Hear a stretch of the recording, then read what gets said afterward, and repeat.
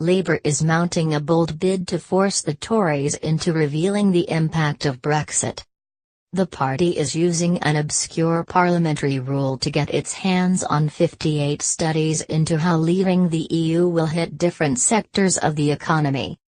Brexit Secretary David Davis has refused to publish the documents, saying it will undermine Britain's negotiating position. So by proposing a humble address, Labour will ask the Queen herself to order the release of the documents.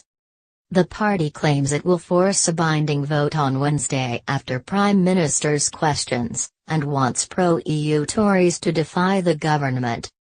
Shadow Brexit Secretary Sir Keir Starmer said, "This debate is about transparency and accountability. Ministers cannot keep withholding vital information from Parliament about the impact of Brexit on jobs and the economy." Labour recognises the importance of protecting the government's negotiating position with the European Union. However, that does not give ministers the right to impose a blanket ban on publishing any information whatsoever about the economic impact of Brexit.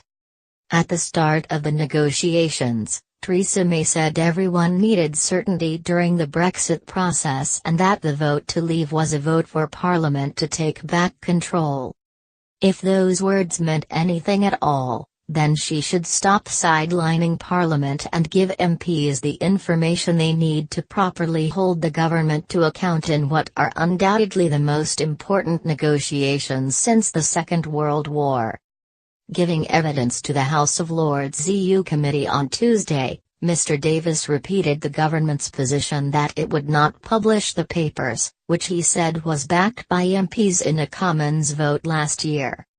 "There was a House of Commons vote in December of last year where we said that we are not required to release anything which undermines the negotiation or the national interest frankly, or the negotiating stance of the British government," he told peers. "That is the reasoning behind it."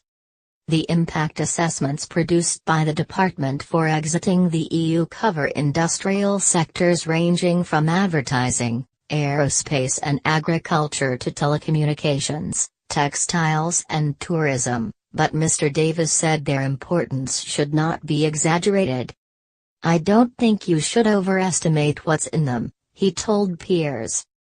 "They're not economic models of each sector. They are looking at how much of it depends on European Union markets versus other markets, what other opportunities may be, what the regulatory structures are, all those sorts of things that inform the negotiation, but they are not predictions.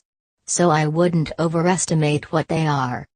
Parliament's rulebook Erskine May states that each house has the power to call for the production of papers through an address to the sovereign, but notes that the procedure has been used rarely since the middle of the 19th century. Earlier this month a letter signed by 120 MPs called on the Brexit Secretary to publish the impact assessments.